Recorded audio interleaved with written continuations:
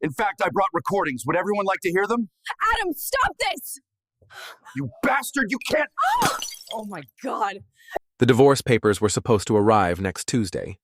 Instead, I found my wife cracking jokes about cheating on me at our own backyard barbecue, while 50 of our closest friends and neighbors laughed like it was the funniest damn thing they'd ever heard. Seriously, though, Lena said, swirling her third glass of wine and gesturing toward me at the grill, if we ever renew our vows, Adam will be lucky if I don't cheat on him again. The crowd erupted in laughter. Again. That word hit me like a sledgehammer to the gut.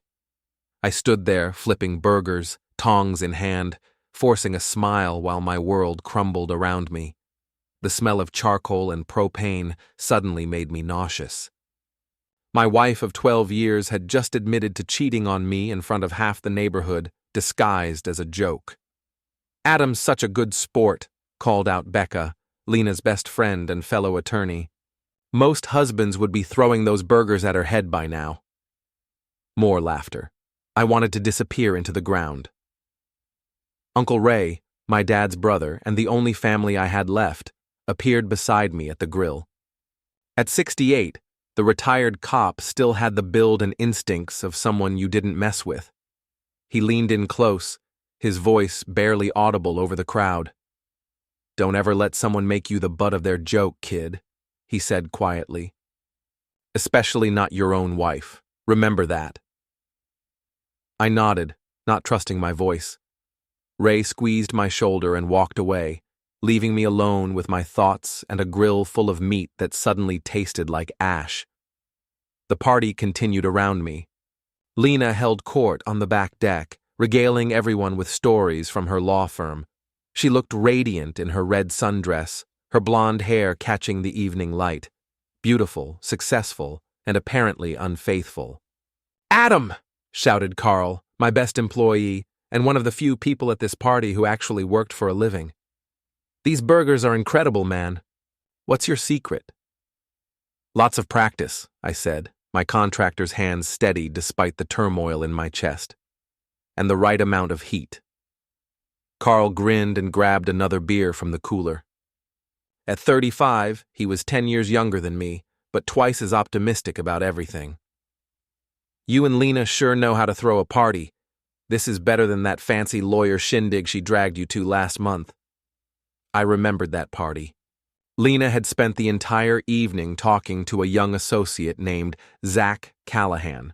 Tall, athletic, drove a silver Audi that cost more than most people's houses. I'd chalked up their chemistry to work talk, but now— "Hey, Adam, Mrs." Pritchard called from her lawn chair near the fence. Our 70-year-old neighbor never missed anything that happened on our street. "That young man from Lena's office sure is handsome. The one who picks her up for those late meetings." My blood turned to ice. "What young man?" "Oh, you know," she said with a conspiratorial wink. "The one with the fancy car. Very well dressed. They've been working such long hours together lately." I managed to keep grilling, but my mind was racing. Late meetings, a young man with a fancy car, Lena's joke about cheating again. The pieces were falling into place like a house of cards in a hurricane. The evening wore on. Guests mingled, ate my food, drank my beer, and laughed at my wife's increasingly bold comments about marriage being more like a suggestion than a commitment. Each joke felt like another nail in the coffin of our relationship. Around 10 o'clock, people started heading home. I cleaned up the grill while Lena said goodbye to the last stragglers. When the backyard was finally empty except for us, she came over and wrapped her arms around my waist from behind. "Great party, honey," she said, her breath wine-sweet against my neck. "Everyone had such a good time." "Yeah," I said, not turning around. "Hilarious." She must have heard something in my voice because she stepped back. "What's wrong?" I faced her then, studying the woman I'd married 12 years ago. She was still beautiful, still smart, still the ambitious law student who'd swept me off my feet when I was just a struggling contractor trying to build my business. But something in her eyes had changed. a distance I'd been trying to ignore for months. "Nothing's wrong," I lied. "Just tired." She kissed my cheek and headed inside. "I'm going to shower and go to bed. Don't stay up too late cleaning." I watched her walk away, her heels clicking on the stone patio. As soon as the back door closed, I pulled out my phone and started texting Carl. "Need you to come in early tomorrow. Got a project that can't wait." His reply came instantly. "Sure thing, boss." "Everything okay?" I looked around our backyard at the remnants of what might have been our last party as a married couple. Empty beer bottles, paper plates, the lingering smell of barbecue smoke. In a few hours, this would all feel like a memory from someone else's life. "Everything's fine," I typed back. "Just need to do some investigating." After I finished cleaning up, I went inside to find Lena already asleep. Her phone was charging on the nightstand, and for the first time in our marriage, I felt the urge to look through it. But I didn't. Not yet. I had a better idea. I went down to my workshop in the basement and opened my laptop. If Lena was having an affair, she was being careful about it. But everyone makes mistakes eventually. And as a contractor who'd been in business for 15 years, I'd learned that the best way to find structural problems was to know where to look and how to be patient. Uncle Ray's words echoed in my head. "Don't ever let someone make you the butt of their joke." I cracked my knuckles and got to work. The next morning, Lena left for work at 7:30 sharp, same as always. She kissed me goodbye, told me she'd be working late again, and drove off in her BMW like nothing had changed. But everything had changed, at least for me. Carl showed up at 8, coffee in hand and ready for whatever urgent project I'd texted him about. I led him down to my workshop in the basement, where I'd spent most of the night planning. "Okay, boss," he said, looking around at the pegboards full of tools and the workbench covered with electronic components. "What are we building?" "Insurance," I said, holding up a small digital audio recorder I'd ordered online months ago for a client who wanted to document noise complaints against his neighbor. The kind that protects you when people aren't being honest.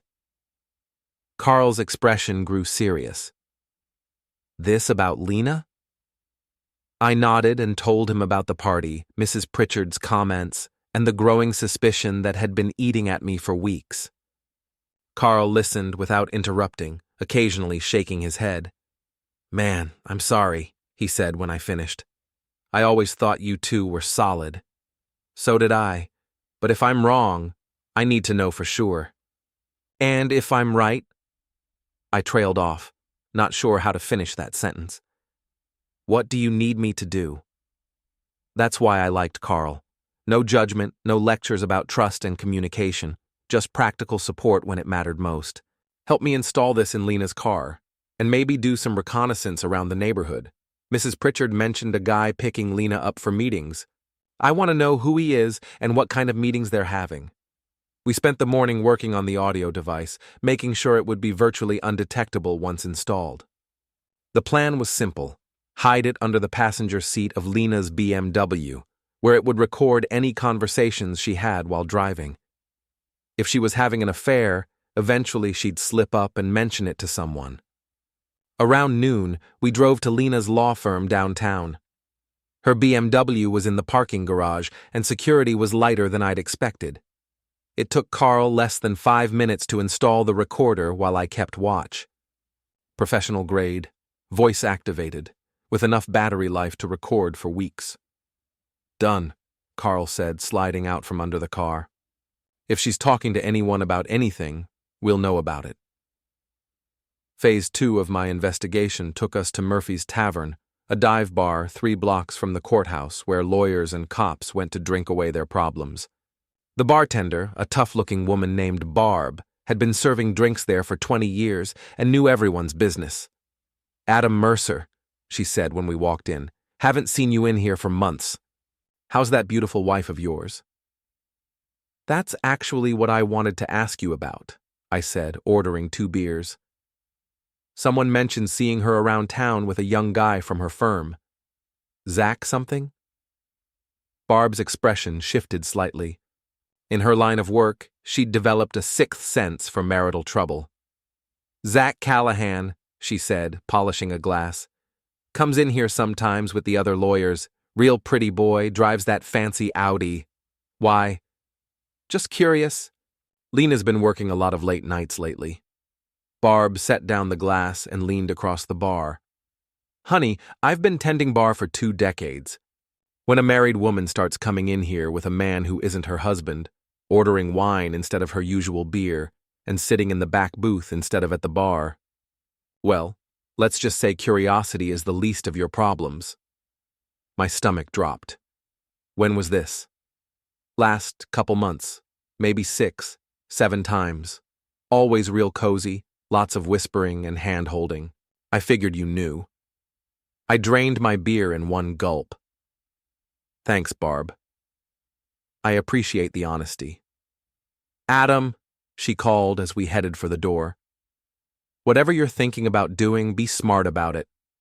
That Callahan kid's got connections, and your wife's got a law degree. Don't give them any ammunition to use against you." Back in my truck, Carl and I sat in silence for a few minutes. The confirmation I'd been dreading was also the validation I'd needed. I wasn't going crazy. My wife was cheating on me with some young hotshot from her firm, and half the town apparently knew about it. "So what now?" Carl asked. "Now we gather evidence, real evidence. And then we make sure everyone who laughed at me last night understands exactly what kind of joke they were really hearing."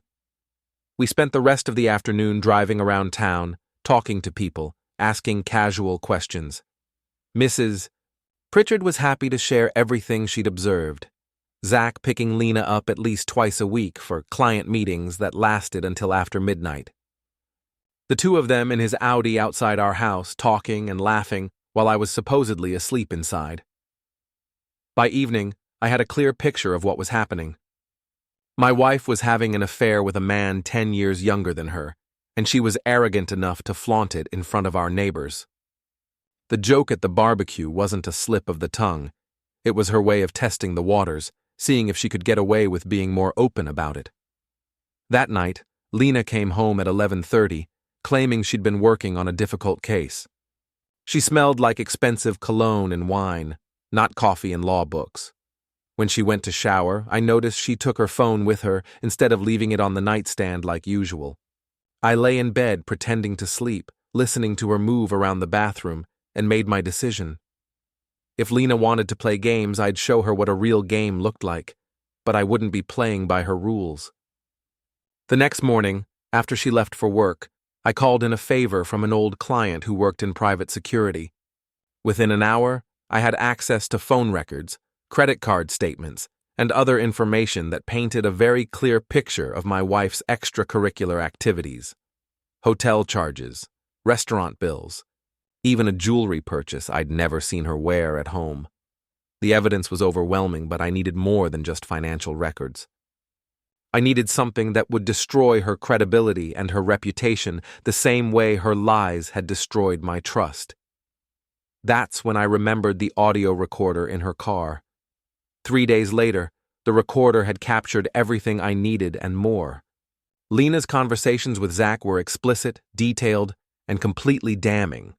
But more importantly, they revealed the full scope of what I was dealing with. "Adam's so clueless."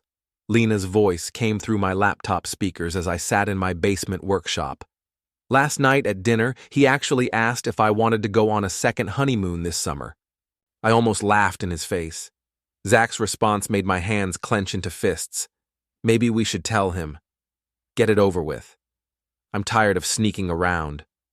"Not yet," Lena said. "I need to make sure I get the house in the divorce. And his business has been doing really well lately.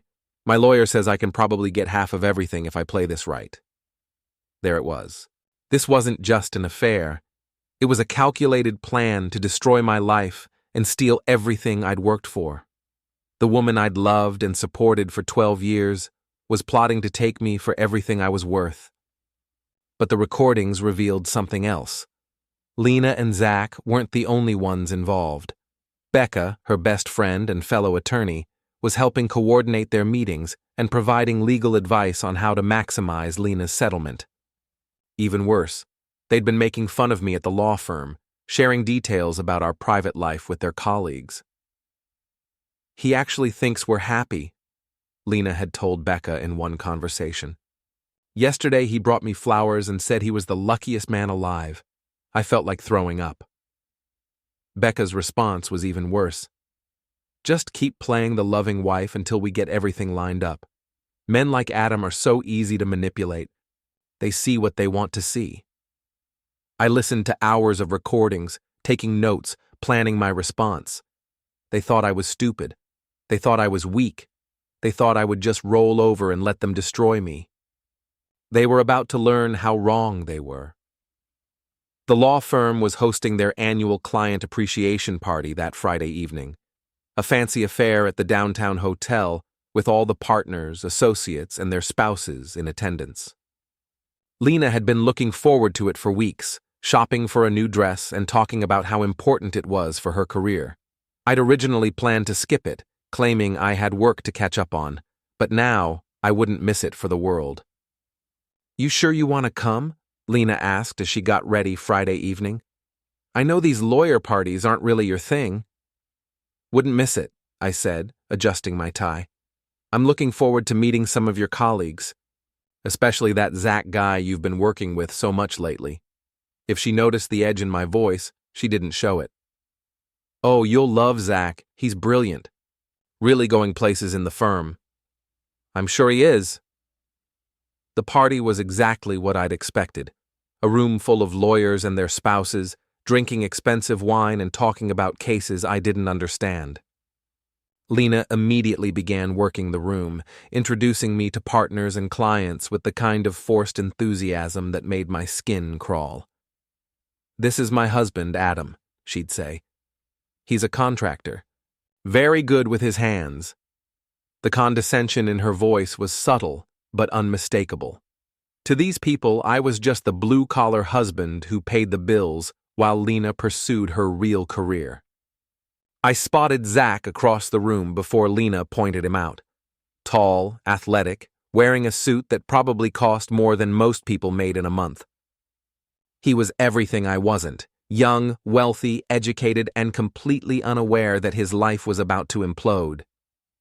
"Zach!" Lena called out, waving him over. "Come meet my husband." He approached with the confident smile of someone who'd never faced real consequences for his actions. "Adam, great to finally meet you. Lena talks about you all the time." I shook his hand, squeezing just a little harder than necessary. "Funny, she never mentions you at home, but I've heard so much about you from other people." His smile faltered slightly. "Other people?" "Oh yes," I said, loud enough for nearby conversations to pause. "Mrs. Pritchard, our neighbor, thinks very highly of you. She's been watching you pick up my wife for those late-night meetings. Says you two make a lovely couple." The color drained from Zach's face. Lena's eyes went wide, but before she could say anything, I continued. "In fact, I wanted to thank you publicly for all the overtime you've been putting in with Lena. All those hotel meetings, those romantic dinners you've been charging to the firm's credit card, really going above and beyond the call of duty." By now, half the room was listening.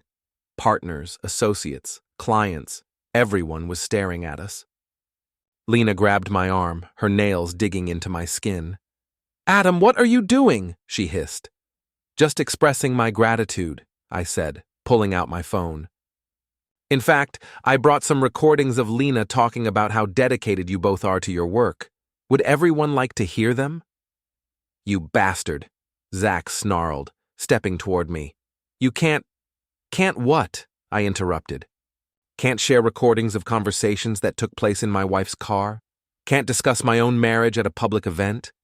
Can't defend myself against people who've been making me the butt of their jokes for months?"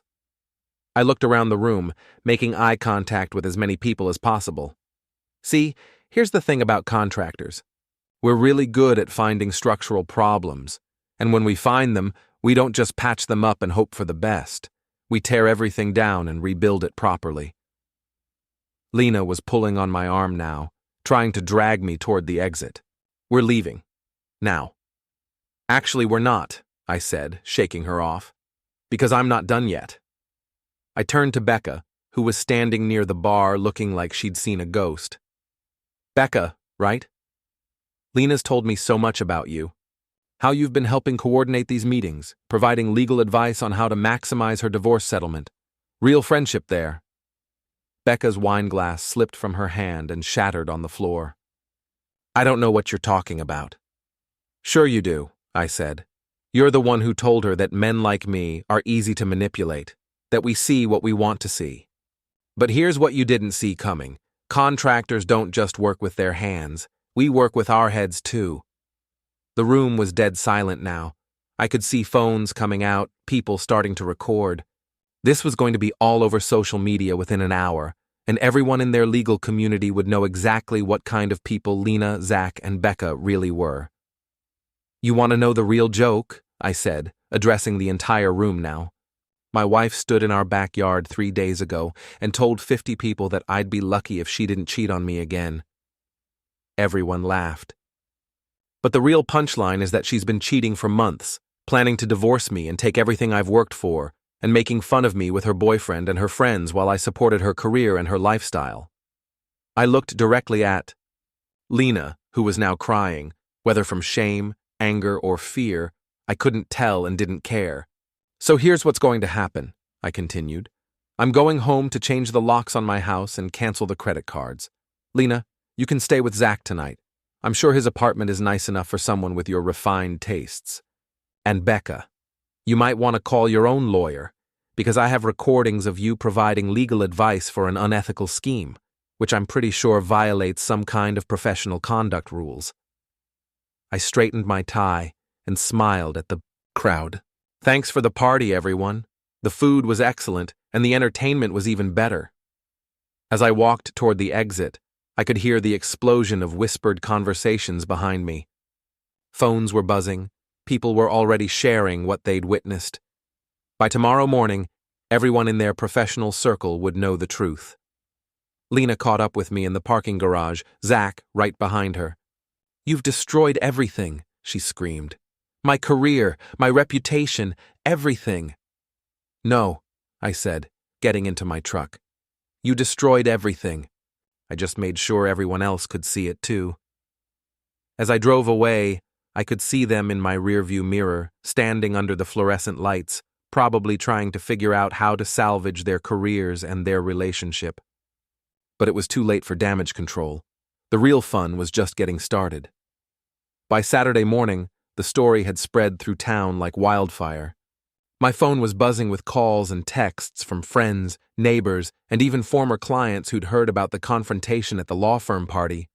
Some were supportive, others were just curious, but everyone wanted to know what was going to happen next. Carl showed up at my house around 8 with coffee and donuts from the bakery downtown. Boss, you're famous, he said, showing me his phone. Someone posted a video of last night online. It's got like 5,000 views already. I watched myself on the small screen, calmly destroying my wife's life in front of her colleagues. The video quality was surprisingly good, and whoever shot it had captured the entire confrontation from start to finish. The comments were overwhelmingly supportive, with people calling me a hero for standing up to cheaters and gold diggers. How do you feel? Carl asked. Like I finally stopped being the victim of my own life, I said. But we're not done yet. Around noon, Lena showed up with Zach and a moving truck. They'd brought 2 guys to help load her stuff, and they were clearly planning to clean out anything valuable. I watched from my living room window as they backed the truck up to my front door. That's when I walked outside to greet them. Morning, honey, I called out cheerfully. Moving day already? Lena looked like she hadn't slept. Her makeup was smeared, her hair was a mess, and she was wearing the same dress from the party. Zach looked even worse. His expensive suit was wrinkled, and he had the hollow-eyed look of someone who'd spent the night dealing with career-ending consequences. I'm getting my things, Lena said, not making eye contact. Half of everything in this house is legally mine. Actually, it's not, I said, pulling out a folder I'd prepared. See, I spent yesterday morning with my lawyer. Turns out that when you're planning to defraud your spouse in a divorce, and there's recorded evidence of that planning, it affects your legal standing significantly. I handed her the papers. Restraining order. You can take your personal belongings, clothes, jewelry, personal items, but everything else stays here until the divorce is finalized. And given the evidence I have of your adultery and fraud planning, my lawyer thinks I've got a pretty good case for keeping most of it. Zach stepped forward, trying to look intimidating. You can't do this. She has rights. She had rights, I corrected. She gave them up when she decided to cheat, lie, and plot to steal from me. But hey, you're a lawyer. You should understand how evidence works. One of the movers, a big guy with tattoos covering his arms, looked uncomfortable. Look, man, we just got hired to move some stuff. We don't want any trouble. No trouble at all, I said. You can help her pack her clothes and personal items, anything else, and I call the police to enforce the restraining order. Lena was reading through the legal papers, her face getting paler with each page. This is insane. You can't just kick me out of my own house. It's not your house, I said. It's my house. I bought it before we got married. I've been paying the mortgage for 12 years and it's in my name only. Your lawyer should have mentioned that when you were planning to take half of everything I own. The next few hours were deeply satisfying. I sat on my front porch, drinking beer and watching my cheating wife pack her belongings under the supervision of a court order. Neighbors came out to watch the show, and Mrs. Pritchard even brought me a sandwich. I always knew something was off about that girl, she said, settling into the chair beside me. Too ambitious for her own good. And that young man with the fancy car, he's got the look of someone who's never worked an honest day in his life. What do you think of him now? I asked, nodding toward Zach, who was struggling to carry a box of Lena's law books. I think he's about to learn that actions have consequences, she said with satisfaction. My late husband always said that the measure of a person isn't what they do when everyone's watching. It's what they do when they think no one will find out. Around 4 o'clock, Lena and her moving crew finished loading the truck. She approached me one last time, and for a moment I saw a flash of the woman I'd fallen in love with 12 years ago. Adam, please, she said quietly. We can work this out. We can go to counseling, try to fix things. This doesn't have to end like this. You're right, I said. It didn't have to end like this. It could have ended with you being honest about your feelings, asking for a divorce like an adult, and splitting things fairly. Instead, you chose to lie, cheat, and plot to destroy me. So this is the ending you get. She started crying then. Real tears, not the manipulative ones she'd used during arguments over the years. I never meant for it to go this far. Yes, you did, I said. I heard the recordings, remember? You knew exactly how far you wanted it to go, and you knew exactly how much it would hurt me. The only thing you didn't plan for was getting caught. As the moving truck pulled away, I felt something I hadn't experienced in months. Peace. For the first time since the barbecue, I was alone in my own house, surrounded by my own things, free from the constant tension of living with someone who was actively plotting against me. But I wasn't done yet. Lena and Zach had humiliated me publicly, destroyed my trust, and tried to steal my life's work. They'd involved my friends and neighbors in their deception, making me look like a fool in front of people I cared about. Now it was time for the final phase of my revenge. I pulled out my phone and started making calls. By Monday morning, everyone in town would know exactly what kind of people they really were. And by the end of the week, they'd understand that crossing Adam Mercer was the biggest mistake they'd ever made. The game was far from over. Monday morning brought news that made my coffee taste even better than usual. Carl arrived at my house with a grin that stretched from ear to ear and a copy of the local newspaper. "Boss, you need to see this," he said, spreading the paper across my kitchen table.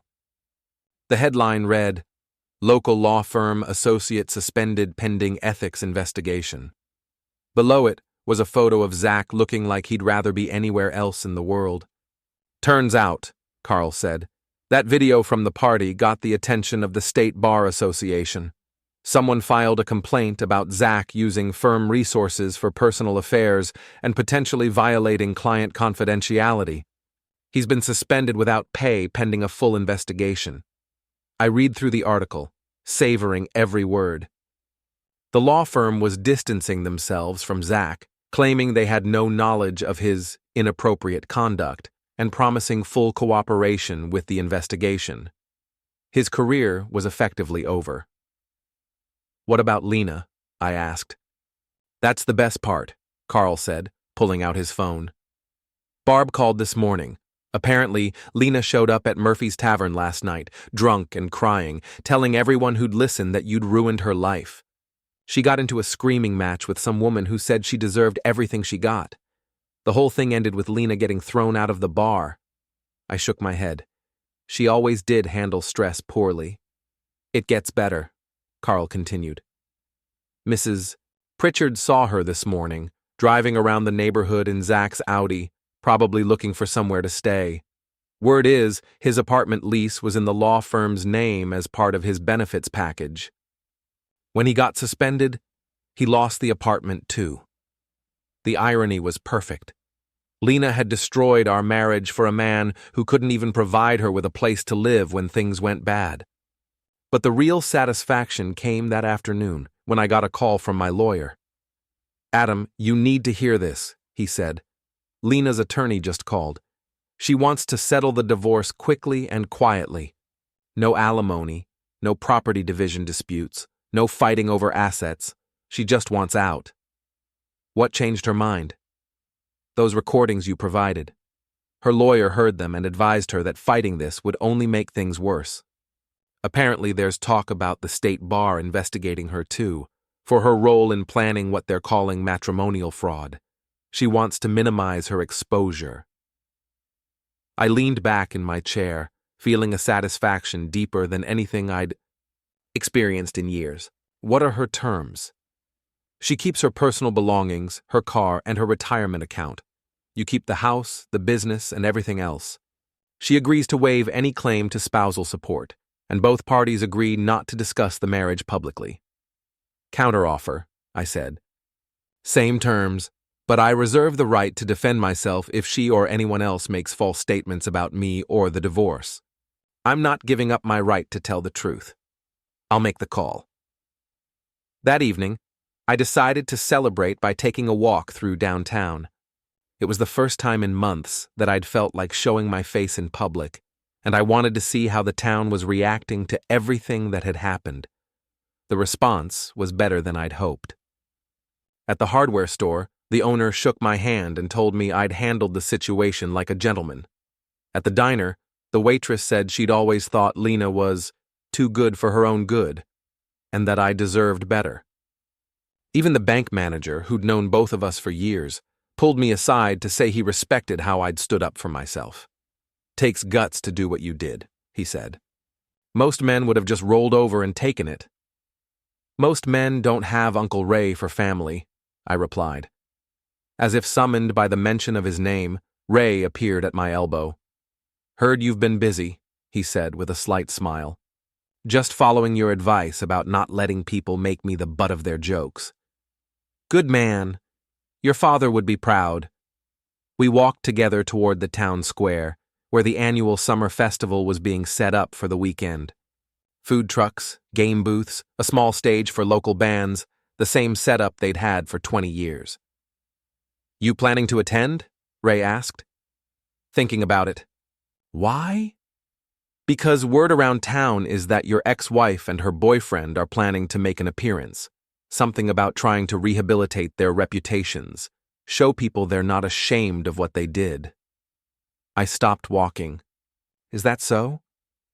Might be interesting, Ray said casually. Festival's always been a good place for people to air their grievances publicly. Lots of witnesses, lots of cameras. Hard for anyone to claim they were taken out of context. I looked at my uncle, understanding the suggestion behind his words. You think they're planning something? I think they're desperate people who've made bad decisions and are about to make worse ones. and I think you should be prepared. That night, I sat in my basement workshop, thinking about everything that had happened over the past week. Lena and Zach had destroyed their own lives through their arrogance and stupidity, but they were the kind of people who would never accept responsibility for their actions. They'd blame me, claim I'd overreacted, try to paint themselves as the victims of a vindictive ex-husband. The festival would be their last chance to control the narrative, to win public sympathy and salvage what was left of their reputations. They'd probably show up together, play the role of star-crossed lovers torn apart by a jealous husband, maybe even claim I'd been abusive or controlling. But I had something they didn't: the truth, backed up by evidence, supported by a community that had watched me build my business and my reputation over 15 years. If they wanted a public confrontation, I'd give them one they'd never forget. Saturday morning dawned clear and warm, perfect weather for the summer festival. I arrived early, wearing my best jeans and a polo shirt, looking like exactly what I was, a successful local businessman enjoying a community event. Carl met me at the entrance, along with Mrs. Pritchard and several other neighbors. Word had gotten out that something might happen, and people were curious to see how the drama would play out. "Any sign of them yet?" I asked. "Nope," Carl said. "But Barb's here with her phone ready to record everything. She says if they try to cause trouble, she wants evidence." We spent the morning enjoying the festival like normal people. I bought a funnel cake, played some carnival games with my neighbor's kids, and listened to the local high school band perform on the main stage. For a few hours, I almost forgot about the drama that had consumed my life for the past week. Then, around 2 o'clock, they arrived. Lena and Zach walked into the festival holding hands, dressed like they were attending a country club event instead of a small-town fair. She was wearing a white sundress and oversized sunglasses, playing the role of the wronged woman trying to maintain her dignity. He was in khakis and a button-down shirt, looking like he'd rather be anywhere else. They made their way through the crowd slowly, stopping to talk to people, probably trying to present their side of the story. I watched from a distance as several conversations ended abruptly, with people walking away shaking their heads. "Not getting the reception they hoped for," Mrs. Pritchard observed. "Give them time," I said. "Desperate people do desperate things." I was right. After an hour of being politely but firmly rejected by most of the townspeople, Lena spotted me near the food trucks and began walking in my direction. Zach tried to hold her back, but she shook him off and kept coming. "Here we go," Carl muttered. Lena stopped about 10 feet away from me, close enough for her voice to carry, but far enough to avoid looking aggressive. People began to notice the confrontation and started gathering around us. "Adam," she said loudly, "I'm glad you're here. I wanted to apologize publicly for the way our marriage ended. I know I made mistakes, and I'm sorry you felt the need to humiliate me in front of my colleagues." It was a clever move. She was trying to sound reasonable and apologetic while simultaneously painting me as the vindictive ex-husband who'd overreacted to mistakes. If I responded angrily, I'd look like the bad guy. Unfortunately for her, I'd been expecting exactly this approach. "Apology accepted, Lena," I said calmly. "I'm sure everyone here understands that adultery and planning to defraud your spouse are just honest mistakes that could happen to anyone." A murmur went through the crowd. She'd tried to minimize her actions, and I'd reminded everyone exactly what she'd done. "That's not fair," Zach said, stepping forward. "You recorded private conversations without consent. In some states, that's illegal." "Good thing we live in a one-party consent state," I replied. "And good thing those conversations took place in my wife's car, which I was making payments on. But I appreciate the legal advice from someone who's currently suspended by the state bar." More murmurs. People were pulling out phones now, recording everything. This was exactly what I'd hoped would happen. "You destroyed our careers over a personal matter," Lena said, her voice rising. "You couldn't handle the fact that I'd outgrown our marriage, so you decided to ruin both of our lives." "Actually," I said, "I think you're confused about who ruined whose life. See, I'm still living in my house, running my business, and enjoying the support of my friends and neighbors. You're unemployed, homeless, and dating a man who lost his job because of his own unethical behavior. So I'd say the life ruining went pretty much according to plan. The crowd was getting larger now. Someone had apparently alerted the local newspaper because I could see a reporter taking notes near the back of the group. "This isn't over," Zach said, trying to sound threatening. "We have lawyers, too." "Had lawyers," I corrected. Past tense. "And unless you're planning to represent yourselves, you might want to focus on finding new careers instead of making threats you can't back up." Lena was crying now, but they weren't the manipulative tears I'd seen so many times during our marriage. These were tears of genuine desperation and rage. "You bastard!" she screamed. "You self-righteous, vindictive bastard! You think you're so much better than everyone else, but you're just a contractor. You're nothing!" "You'll always be nothing." The crowd went silent. In her fury, Lena had revealed exactly what she really thought of me, of my work, and of the life we'd built together. The mask had finally slipped completely. I looked around at the faces surrounding us. These were people who'd hired me to work on their homes, who'd trusted me with their biggest investments, who'd watched me build a successful business from nothing. They knew exactly what kind of person I was, and they'd just heard exactly what kind of person she was. "You know what, Lena?" I said quietly. "You're right. I'm just a contractor. I work with my hands, I solve problems, and I build things that last. I'm not sophisticated like you and your lawyer friends. I don't have a law degree or a fancy office or a company car." I paused, looking directly at her. "But I do have something you'll never have. Integrity. And the respect of people who matter." The crowd began to applaud, slowly at first, then building to a sustained ovation that echoed across the festival grounds. Lena and Zach stood there, surrounded by people who were showing their support for me and their contempt for what they'd done. It was better than any revenge I could have planned. As the applause died down, Lena and Zach turned and walked quickly toward the parking area. I watched them go, feeling a sense of closure I hadn't expected. "Well, Mrs. Pritchard said, I don't think we'll be seeing them around town anymore." "Good riddance," Carl added. The festival continued around us, but I was done. I'd said everything I needed to say, and the community had responded exactly as I'd hoped. There was nothing left to prove. As I walked toward my truck, Uncle Ray appeared beside me one last time. "Proud of you, kid," he said. "You handled that perfectly." "Thanks. For everything." "What's next?" I looked back at the festival, at the people who'd supported me, at the town where I'd built my life and my reputation.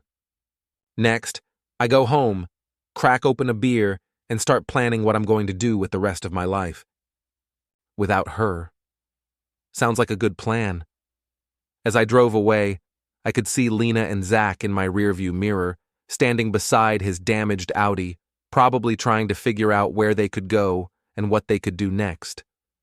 But that was no longer my problem. For the first time in months, I was free. 3 weeks later, I was sitting on my back deck, grilling dinner for one and enjoying the peace that had settled over my life like a comfortable blanket. The divorce papers had been signed, Lena had moved to another state to stay with her sister, and Zach had reportedly taken a job with a small firm in a city where nobody knew about his professional disgrace. The local newspaper had run a follow-up story about the ethics investigation, confirming that both Lena and Zach were facing professional sanctions that would likely end their legal careers. The reporter had called me for comment, but I'd declined. There was nothing left to say. Carl knocked on my back door around 7, carrying 2 beers and wearing the satisfied expression of someone with good news to share. "Boss, you're going to love this," he said, settling into the chair across from me. "Remember how Lena always bragged about that fancy law firm she worked for? What about it? They fired 3 more people today. Turns out the whole place was a mess. Partners billing clients for personal expenses, associates padding their hours, all kinds of shady stuff. The state bar is investigating the entire firm now. I shook my head. Sounds like Lena fit right in there. Gets better, Carl continued.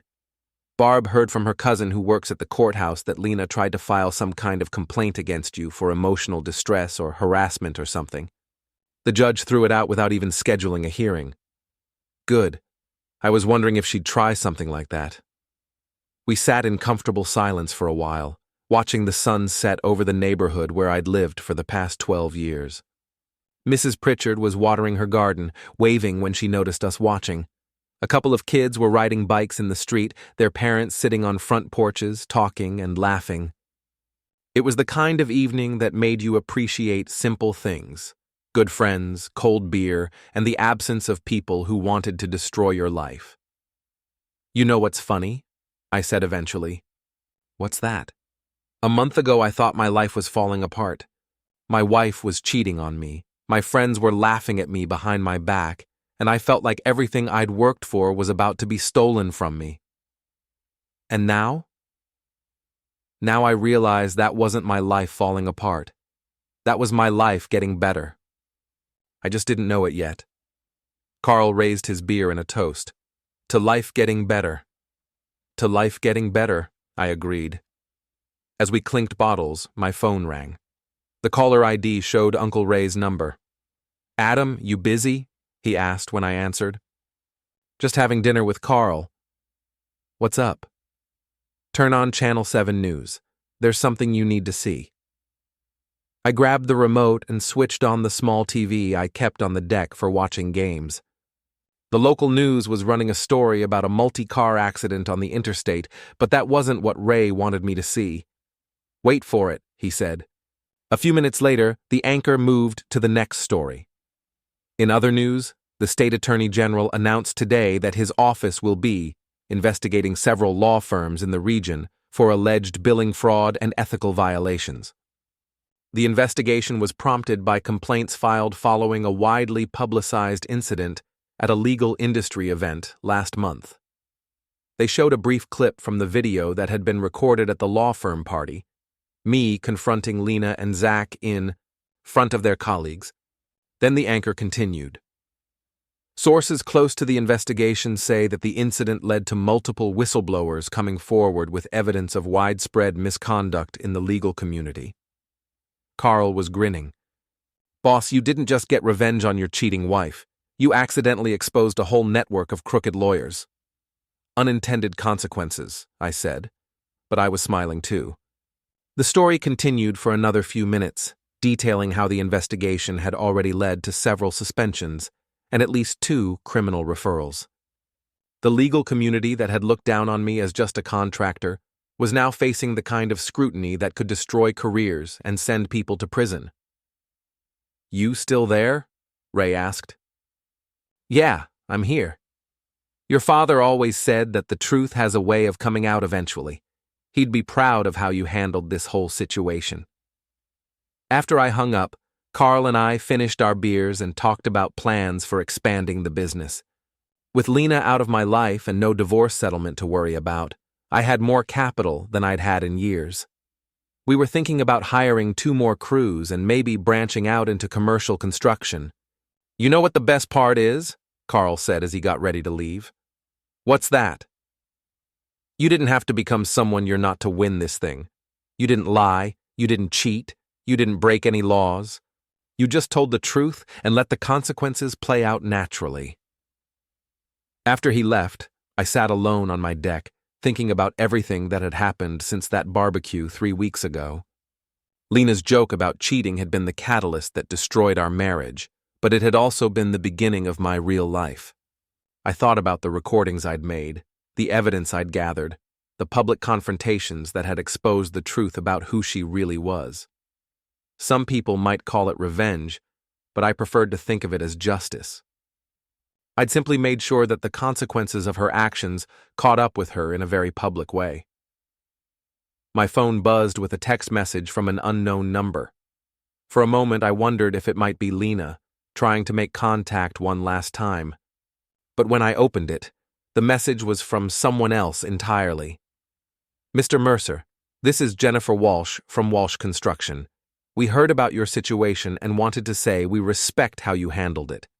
If you're ever interested in discussing a partnership on some larger commercial projects, please give us a call. I laughed out loud. Even my professional reputation had been enhanced by the whole mess. Word was getting around that I was someone who could be trusted, someone who stood up for himself, someone who didn't back down when people tried to take advantage of him. As I got ready for bed that night, I walked through my house, not our house anymore, and felt a satisfaction I hadn't experienced in years. Every room was exactly the way I wanted it. Every decision was mine to make. Every day was a fresh start. I thought about Lena, probably lying awake in her sister's spare bedroom, wondering how her carefully planned life had collapsed so completely. I thought about Zach, trying to explain to potential employers why he'd been suspended by the state bar. I thought about Becca and the other lawyers who were now facing their own investigations, but I didn't think about them for long. They were part of my past now, a chapter that was closed and sealed. My future was whatever I wanted to make it. The next morning, I woke up early and made coffee in my quiet kitchen. No arguments, no tension, no walking on eggshells around someone who was plotting against me. Just peace, possibility, and the satisfaction of knowing I'd stood up for myself when it mattered most. Uncle Ray had been right. You should never let someone make you the butt of their joke. But he'd also taught me something else.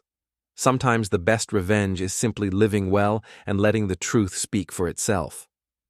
As I sat on my deck, watching the sun rise over my neighborhood, I raised my coffee mug in a silent toast to the future. Whatever came next, I'd face it as myself, not as someone's victim, not as someone's fool, but as a man who'd learned that sometimes you have to tear everything down before you can rebuild it properly. And I was very good at rebuilding,